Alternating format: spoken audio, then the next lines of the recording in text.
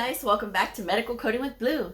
Today's episode is all about virtual or phone interview tips for medical coders. If you are brand new to my channel, welcome. I am Blue. I'm a medical coder. Okay, guys, so the job interviews. And while it is nerve-wracking enough to be in person on a job interview, sometimes that nervousness can get compounded by either being on the phone or being over video. So the tips that I'm going to give you today are just some kind of general tips. So really this applies to anybody, not just medical coders, but in the most part it's going to be just about some things that you should know when you are in these interviews and what the interviewer is going to be looking at. You know, they have to go through a lot of candidates and they often have to make the decision to hire this person very quickly. So there's not a whole lot of wiggle room when it comes to, well, instead of meeting in person, we're going to be meeting over the phone or we're going to be meeting through video. When I got here to my forever home, that was a phone interview. They did not see me or get to shake my hand or see who I was or what I was like until I showed up that day for work, my very first day of work, back in May of 2009. That was the first time they met me. But interviewing, I had interviewed over the phone.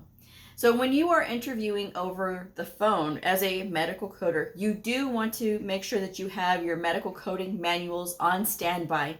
You should have them nearby because they may ask you questions during the interview about coding.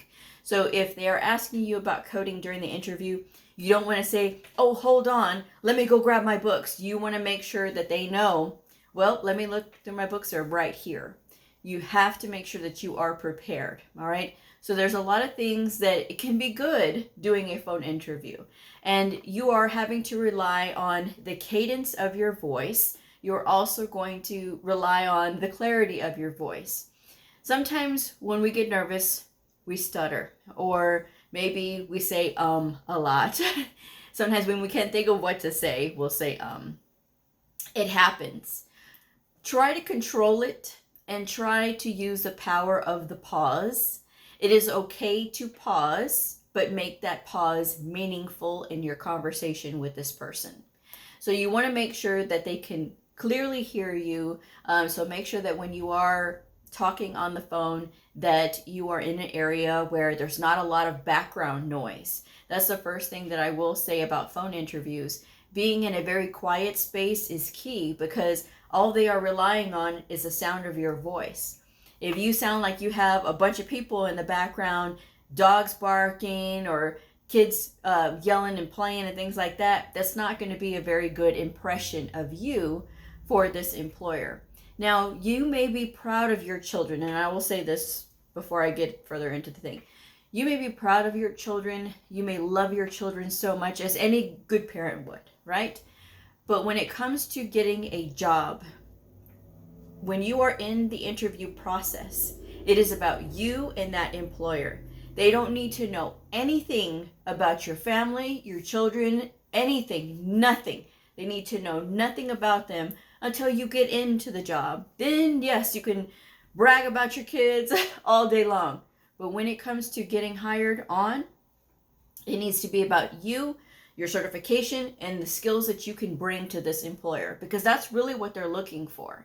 And when you are talking to them on the phone and you're having to have this discussion about, okay, so can you tell us more about yourself?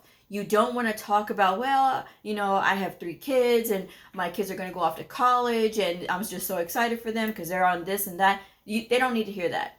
They need to hear, well, I have, for the last year and a half, I've been in school. I've been studying this subject, that subject. I've been doing medical terminology and anatomy. I've been watching those videos online. Talk about your school and your school experience. Do not complain, oh, my instructor was terrible, and, you know, so I went to this Facebook group and I found another group and they were saying that they were having the same kind of experience. No. You need to talk about all of the wonderful things that you have learned in your program, all the ways that you have found through studying. Tell them about all of your learning resources, how you used the Merck manual, and of course you can access the Merck manual online, how you have grown in your library of books. If you have, obviously, all the things that you have purchased to help you to become a better medical coder. I've talked about like the coding companion, which is great if you are in a specialty clinic. They have coding companions on the Optum website. This is not an ad for Optum, but on the Optum website, optumcoding.com, they do have coding companions, and they're broken down by subject. If you are coding for a specialty clinic, or you're wanting to code for a specialty clinic, some people say they love to code for mother baby. Some other coders say they like cardio or pulmonary. All of those books are available on the Optum website. So that's something you could talk about there when they ask you to tell them more about you, is your excitement for this field. That's what you want to talk about, okay? And again, it's nice, quiet background. You're not mumbling. You need to be very clear with your words. That's also really key when you're on the phone, is for them to fully understand what you're saying. If you need them to repeat something that they've said, then ask them, obviously politely, can you please repeat that? Always use please, thank you, yes, yes ma'am, no sir, yes sir. You know what I mean? Like, you want to use your good manners, okay? Because this is very important. First impressions are everything, but your voice and the energy that you come with is going to come through on that phone, okay? You want to ask them questions. If they say, do you have any questions? You don't want to say, no, I think we covered everything. You need to come up with something. Now, I've talked about the specific questions that you can ask, and I'll get into more of those towards the end of the video. But you do need to come up with something. You should know where you are applying. If you do not know, if the hospital is named after somebody, you need to say who that person is if they ask you, all right? Or if they say, well, what do you know about us? Then you can come up with whatever you know about that facility and the name of the person that the facility is named after. If it's like Memorial Hospital, obviously that's not named after somebody, but if they do something special there, like if maybe they have a new cardiology unit, that's what you want to talk about. Something that you know. And you can go to the website for that particular hospital and look at their press releases. That is the best thing that you can do in your own research about wherever you're applying, because the person that knows about the facility and what they're about is the person that, if I'm a hiring manager, I'm going to look for that person. I'm going to say, well, you know what? They knew who we were. They knew what we're about. So this is not a person that is just applying everywhere willy-nilly and not really having any kind of regard for where they're going. We need to feel, as the hiring people, we need to feel special, just like you need to feel special, but the hiring people need to feel special. And that's how you can turn on the charm, right? It's by making this facility feel special. That, you know, maybe they say, well, you know, we're interviewing a lot of candidates, you know, and you want to be able to stand out. And having the most knowledge is going to make you stand out, especially knowledge about that facility, all right? Everything comes with time. They don't expect you to know everything up front, but you do need to have an impressive start. And that impressive start begins with your readiness for this interview, all right? And your concentration and focus on this interview. Again, eliminating those background sounds that they may hear. If you need to go somewhere on your phone or be in your vehicle and just have it be quiet for a few minutes, that's what you need to do, all right, guys? Because this is your one chance to be able to get this job and to make a connection with these people. When I applied here for my forever home, I had applied, and when I did, I didn't get picked the first round, and I had applied for this job, and the interview went fantastic, and I knew I had it. That was how good I knew this interview was, because I made them laugh. I like to make people laugh. I like to make people feel comfortable. And I was able to do this in this interview. I had it in my mind because I wanted to go back home so bad.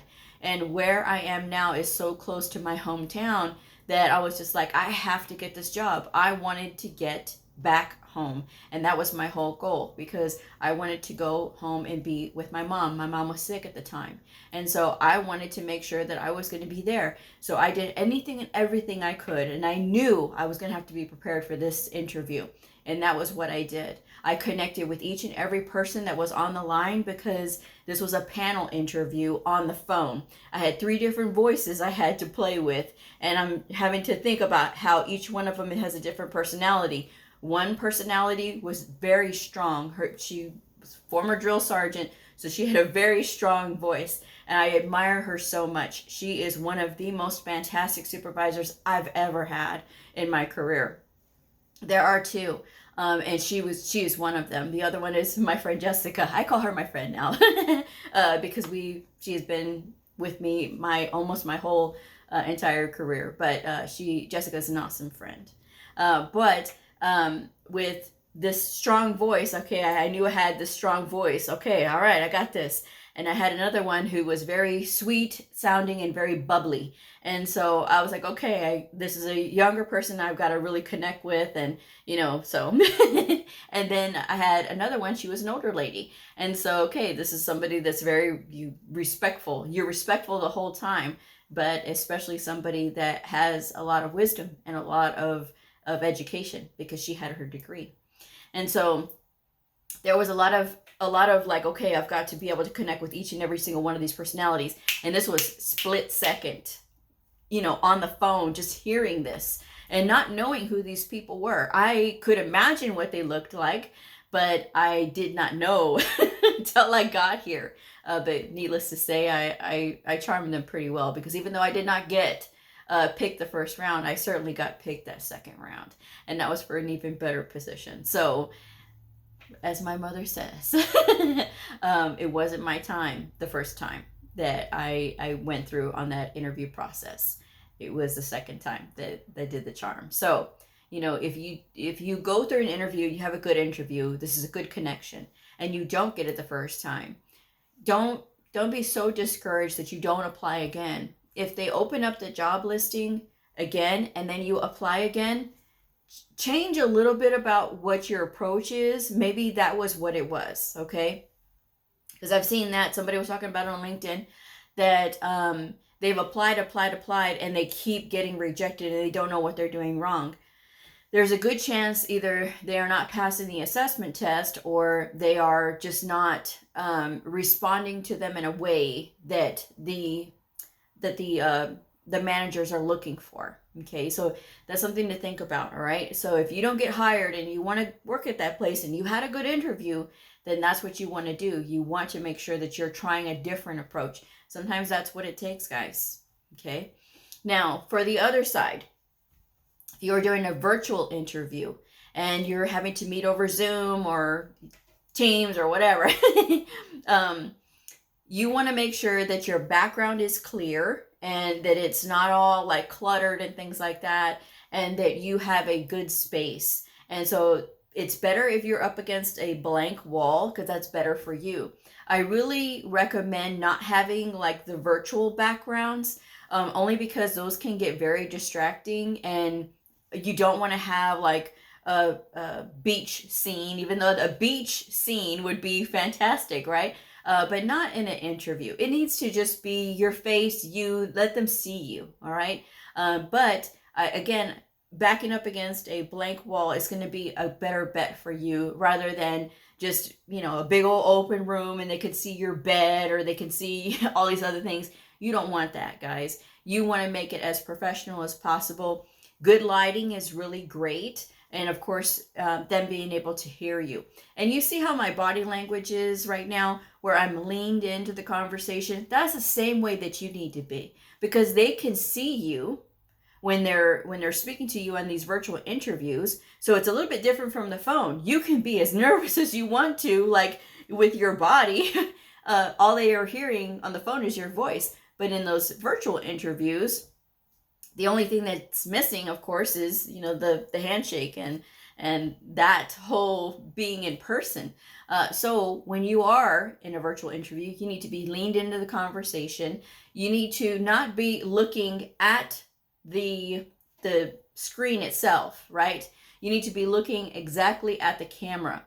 So in this instance where I'm looking at the lens, I'm not looking at the camera. Now I'm looking at the camera. And you see how my attention looks like it's away?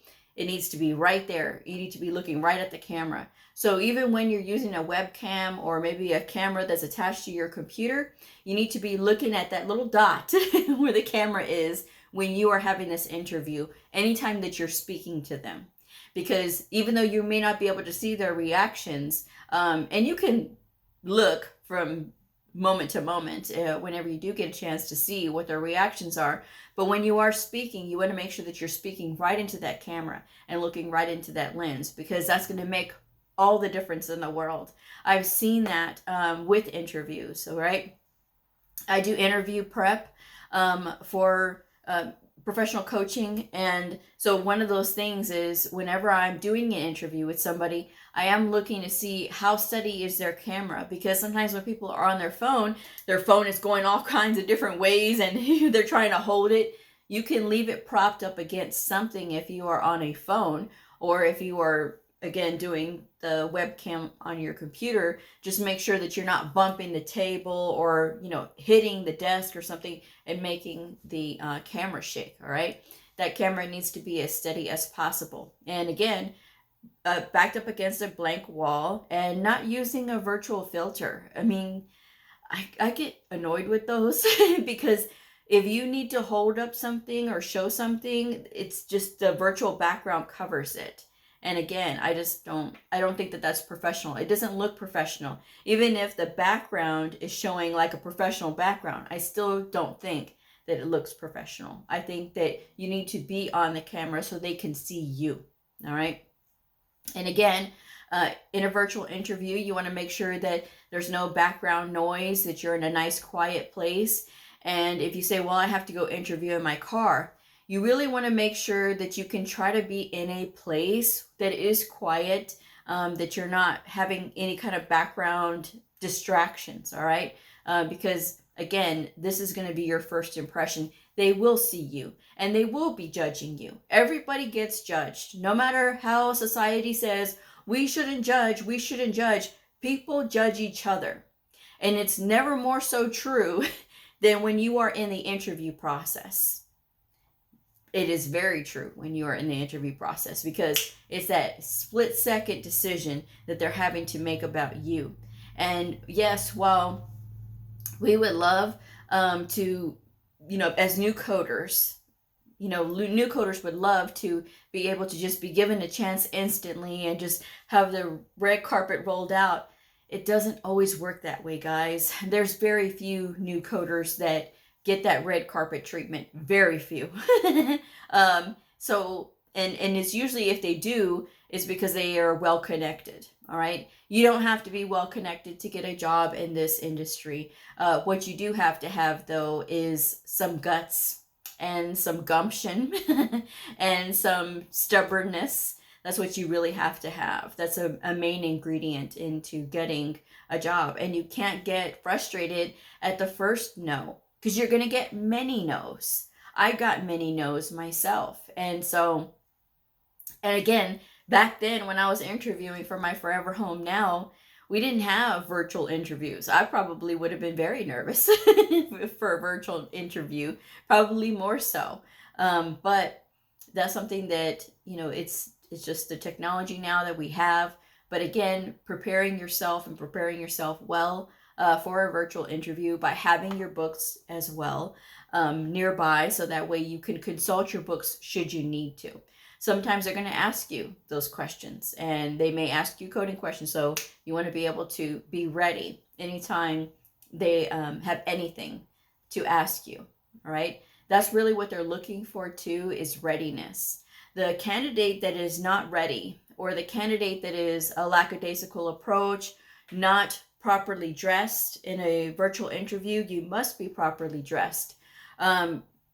Earth tones are really great. Blues, greens, browns, blacks is okay. You want to stay away from reds and pinks and that kind of thing. So really kind of stay away from those things. You want to look nice and be well dressed when you are in this interview. Now, I've always told you guys, when you go in person, though, a little side note, when you go in person, you never ever show up in jeans. Never. You always show up in slacks or a dress, anything like that, that is fine, but no jeans ever. All right. That is just a big thing when it comes to this industry. And I don't care what people say. Oh, well, you can be casual, you can be comfortable. Just because everybody else is casual and comfortable, and just because everybody else has lower standards, doesn't mean that you have to have low standards. You need to show that you have very high standards for yourself and for how you are presenting yourself. So that's just a little side note there. But again, on that virtual interview, you want to make sure that you are well dressed and you are very presentable, because you are talking to your future employer here. And this future employer can unlock a lot of opportunity if this is the right match, And again, not every place is going to be the right match. You may not get the job, and that is going to be perfectly fine. You know why? Because maybe something was meant that you didn't get that particular job. Or even if they say, okay, well, we're going to have to go with another candidate, that's okay too. When they go with another candidate, that's another opportunity for you someplace else. Okay. So again, not everything is meant to keep you down. All right. I've been in an interview before, and I have been in a terrible interview, rather, I should say. It was a very terrible interview. But it was one of those interviews where, the interviewer was not a nice person. They were very rude. And I'm around a lot of strong personalities all day long, which is why my personality comes off as very strong too, because I'm around a lot of strong people. So it kind of goes hand in hand. But this lady was a little rude, and there's a difference between being strong and being rude. Okay. She was very rude. And needless to say, I told her, no, thank you. I told her, no, thank you, that I was not interested in this job. And that was the end of that, because professionally, you can say that. Professionally, you can have that feeling that this is not going to be a good match. And I knew that interview was not good. Not that I wasn't doing well on their assessment questions. I was doing perfectly fine on their assessment questions, and I actually had to correct a couple of the errors that they were talking about. I was like, actually, and so they were like, well, so I can say that because, okay, well, wait a second. And so that was kind of, I guess, maybe the turning point in that interview that made her a little rude. But again, when you know that something is not a right fit, you can still politely say, no, thank you. This is not going to be a good fit for me. I thank you very much for your time. Every single interview you go on, for the bottom line, every single interview you go on is going to be more practice for when you do get to your forever home. All right, guys? So keep your backgrounds clear, and there's no loud screaming, no dogs barking, no distractions, no nothing. Look at the lens of your camera, thank the interviewers, and look at the camera again, and look at each person when you're speaking. If they're saying, well, it's this person, that person, you address them by Mr. or Miss or whatever they want you to address them as. And so that way they know that you're coming off as respectful. Keep in mind that you can have that very thoughtful pause. The thoughtful pauses are okay, all right? You use them to your advantage so that they will pay more attention to what you're saying. It is good to incorporate those. Know where you are applying. And these are little details, guys. And these little details, they matter. And being as inquisitive with this interview and not just being like, okay, I'm here, just ask me questions. No, you ask them questions and you make it a conversation, a two-way street, all right? You ask them and they ask you. So that way they know you're engaged in the conversation. And again, that's going to put you over the top. And knowing where you are applying is very key. But again, always look at these interviews as good practice. And if you make a new friend, you make a new friend. I always look at these interviews as I'm going in to talk to an old friend. That's how I think of it.